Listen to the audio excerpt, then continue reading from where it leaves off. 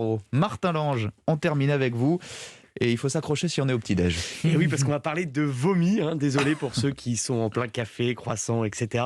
Mais je vais vous parler d'un vomi qui peut vous rendre très très riche. Dites-nous. Le vomi de baleine. Alors, C'est pas banal. alors, ce sont des pêcheurs qui en ont fait l'expérience. Ça se passe au Yémen.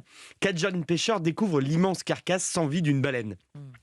Intrigués par ce qui a pu causer sa mort, ils décident de tirer la bête hors de l'eau et de l'autopsier à leur façon, bien sûr. Artisanal. Ils lui ouvrent le ventre et, divine surprise, ils découvrent de l'ambre gris. De l'ambre gris.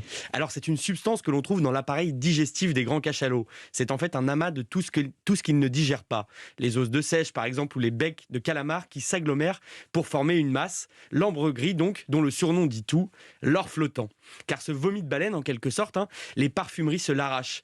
Parce qu'il a une propriété remarquable, l'ambre gris permet de fixer les odeurs et donc de garder l'arôme d'un parfum dans le temps. Les grandes marques de luxe sont prêtes à tout et les prix s'envolent, dépassant largement ceux de l'or. L'an dernier, par exemple, un pêcheur thaïlandais a trouvé 6 kilos d'ambre gris qu'il a vendu près de 400 000 euros. Pas mal, n'est-ce pas Oui. Mais les pêcheurs yéménites font largement mieux. Dans l'estomac de la baleine, ils ont trouvé 127 kilos d'ambre gris. Donc ça 127 fait kilos.